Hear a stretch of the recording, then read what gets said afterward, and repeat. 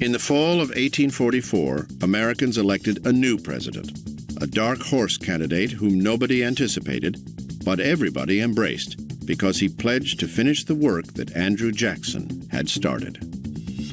Number 11, James K. Polk, Democrat, 1845 to 1849, 49 years old, from Tennessee. The best way to understand Polk is to understand Jackson. Polk saw himself as someone who was going to fulfill this Jacksonian doctrine. What would Jackson do?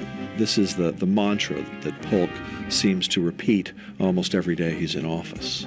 The Polk administration, in effect, bookends the age of Jackson. He came into office with ample Jacksonian credentials and then achieved a whole series of Jacksonian measures once he got in office. In many ways, he's perhaps more of a Jacksonian than Jackson is.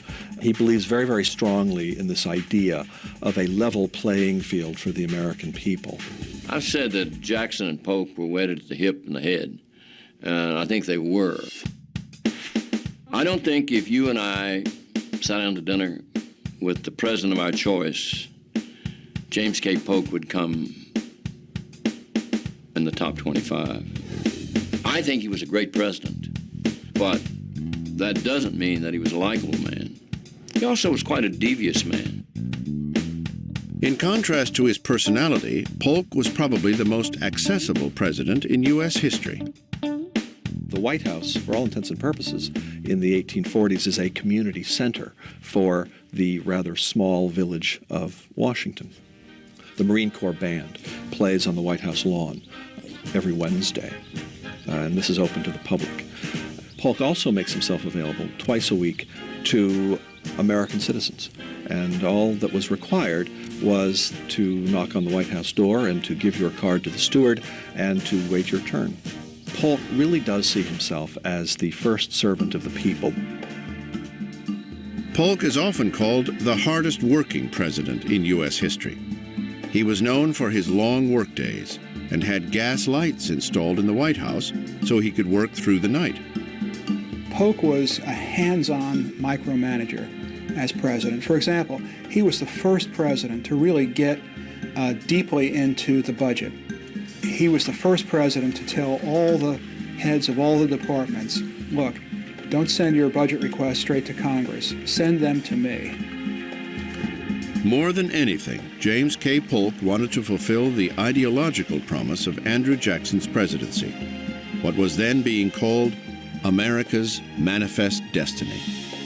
He embodies it, this idea that the United States has a providential destiny to expand westward is something that he accepts implicitly. To Polk, manifest destiny was more than an idea. It was his presidential mandate. Polk had 4 goals, which he was dedicated to achieving in his 4 years as president. He said he would only serve 1 term. He wanted to settle the controversy between the United States and Great Britain over the Oregon Territory. He wanted to bring California into the United States. He wanted to set up an independent treasury to fix the credit mess that had prevailed since Jackson.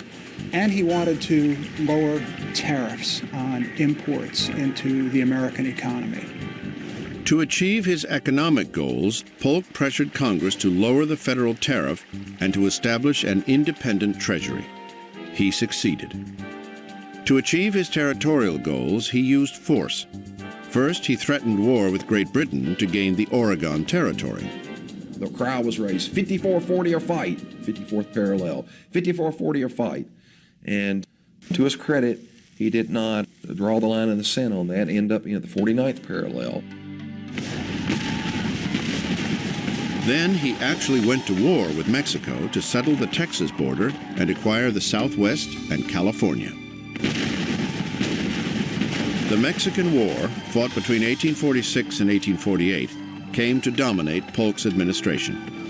And that, along with the acquisition of the Oregon Territory, became the legacy of his presidency. People don't remember, I'm sorry to say, that Polk's greatness as a president has to do directly with the fact that in 4 years he did take the country from just west of the Mississippi all the way to the Pacific Ocean. From sea to shining sea, a ringing phrase, Polk gave it to us. He made us a continental nation.